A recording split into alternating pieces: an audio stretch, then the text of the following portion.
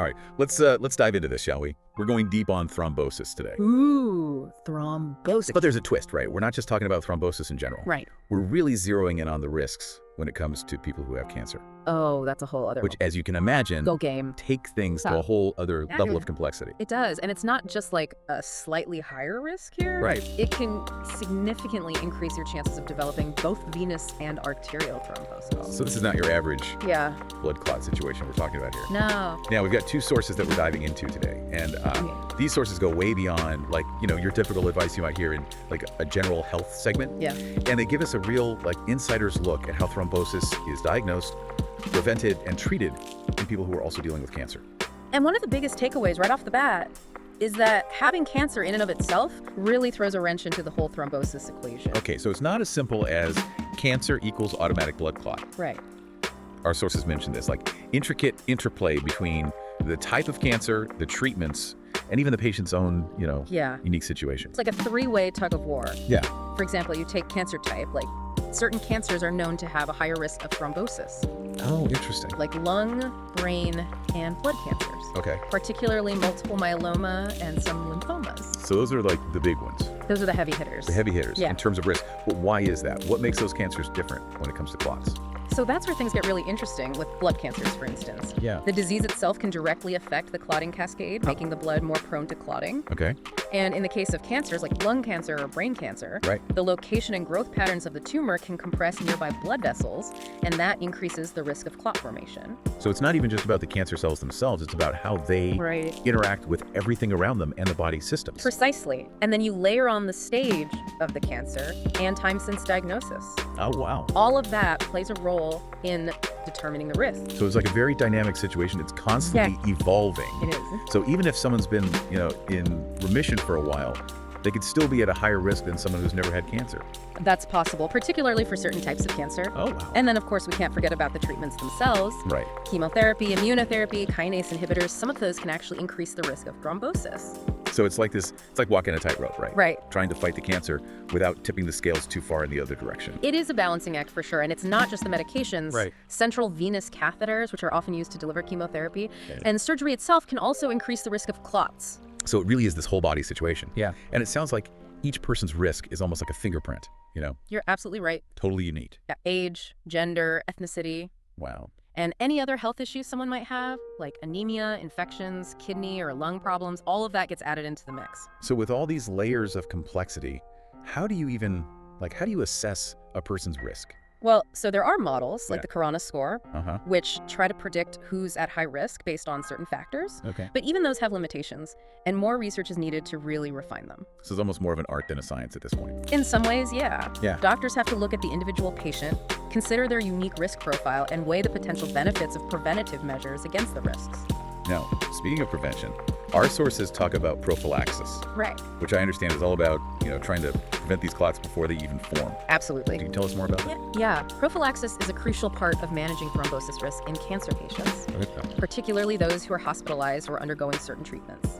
And what are some of the go-to strategies when it comes to prophylaxis? So, low molecular weight heparin, or LMWH as it's often called, Okay. is the preferred choice in many cases. Okay. It's an injectable medication that helps thin the blood Right. and prevent clots from forming. So even if someone isn't showing any signs of a clot, Right. they might still be put on something like LMWH if their risk is high enough. Exactly. But even then, there's debate about the ideal duration of treatment. Oh, interesting. Doctors have to carefully weigh the benefits of LMWH against the potential for bleeding, Right. which can be a concern, especially when combined with certain cancer treatments. So it's all about finding that Yeah. sweet spot, that balance between preventing the clots Right. and minimizing these other risks. Absolutely. Now, what about incidental clots? Our sources mentioned those briefly. Those are interesting cases. Yeah. Imagine getting a scan for something completely unrelated to your cancer, Right. and bam, suddenly there's a clot.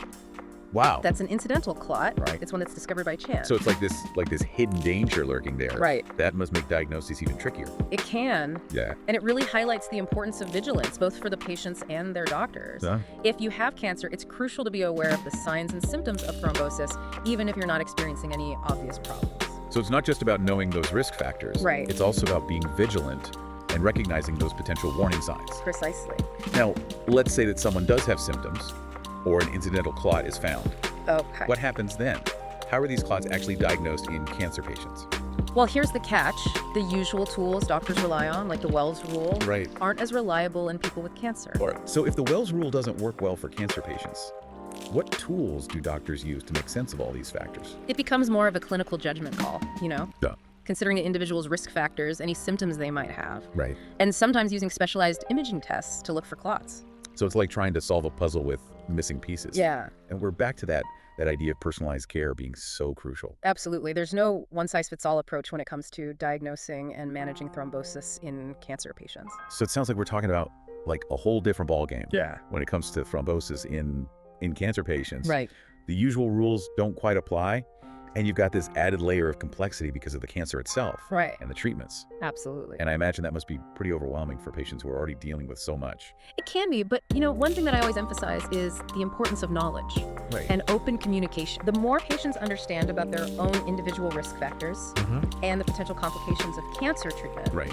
the better equipped they'll be to have those crucial conversations with their healthcare team. So it's all about empowering patients to be like active participants in their care rather than just passive recipients of Exactly. information. And it starts with asking the right questions. Okay, so instead of like shying away from what might seem like kind of a scary topic, Right. it's actually better to just face it head on and get those questions answered. Absolutely. And if you do experience any symptoms that could suggest a blood clot, Yeah. like swelling, pain, redness or warmth in a limb, shortness of breath, chest pain, even a persistent cough, Wow. don't wait. Seek medical attention immediately. So it's not just about knowing the risk factors, it's about being vigilant Yes, and recognizing those potential warning signs. precisely.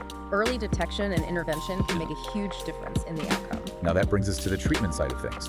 We talked about LMWH being used for prophylaxis. Right. But what happens when a clot is actually diagnosed? Is LMWH used for treatment as well? It is. In fact, LMWH is generally preferred over older medications like warfarin Okay. for treating existing clots in cancer patients. Interesting. Studies have shown that it's not only more effective, but also safer Okay, good to know, good to know. in this population. But I understand there are newer medications on the horizon as well, these DOACs I've heard about. Right. What can you tell us about those? Yeah, so DOACs, or direct oral anticoagulants, are a newer class of blood thinners Okay. that offer some advantages over traditional medications like warfarin Okay. and even LMWH. Interesting. So for one thing, they're taken orally, Right. which is more convenient than injections. Right. And they don't require regular blood tests for monitoring, Which is a big plus for patients. which can be a big plus. That sounds promising. Yeah. But are there any downsides to using DOACs, particularly in cancer patients? Well, as with any medication, there are potential risks and benefits to consider. Right. DOACs do carry a risk of bleeding, just like other blood thinners. Right. And in cancer patients where bleeding risk may already be elevated because of the disease itself or the treatments being used, Yeah. that risk needs to be carefully weighed. So it's about finding the right tool for the job, so to speak, Exactly. based on the individual patient's situation Yeah. and risk factors. Right. And sometimes even with the best treatment, Yeah. clots can be difficult to manage. There are situations where a more aggressive approach might be needed. Our sources mentioned vena cava filters as a sort of last resort in certain cases. Right. Can you explain what those are and when they might be used? A vena cava filter is a small cage-like device Okay. that's implanted into the inferior vena cava, Okay. which is the large vein that carries blood from the lower body back to the heart. Okay. And it acts like a net, catching blood clots before they can travel to the lungs and cause a pulmonary embolism, which can be life-threatening. So it's a pretty drastic measure, It is. but in some cases it might be the best option. Exactly. Vena cava filters are typically reserved for patients who have a very high risk of developing clots Okay. and can't take blood thinners because of bleeding concerns, Right. or for those who continue to develop clots despite adequate anticoagulation. It really highlights how complex this whole issue is. Yeah. The fact that there's no single solution Right. that works for everyone. That's why it's so crucial for patients to be informed and engaged in their own care. Right. Ask questions, understand your options, Yeah. and work closely with your healthcare team to develop a personalized plan Right. that addresses your unique needs and risks. So while we've learned a lot today about this intricate relationship between cancer and thrombosis, Yeah, there's clearly still a lot we don't know. there is, and that's what makes it such a fascinating and rapidly evolving area of research. Scientists are constantly working to better understand the underlying mechanisms of thrombosis in cancer patients to develop more effective and targeted treatments, Right. and to refine risk assessment models so we can better predict who's most at risk and tailor preventive measures accordingly. That's reassuring to hear. Yeah. But in the meantime, what can patients do to stay informed and proactive about their health Yeah. beyond those crucial conversations with their doctors? Okay, so Are there any resources you recommend? The National Blood Clot Alliance Okay. is a fantastic resource for patients and their families. Okay. They have a wealth of information on their website about all types of blood clots, Okay. including those associated with cancer, Right. the American Society of Clinical Oncology, or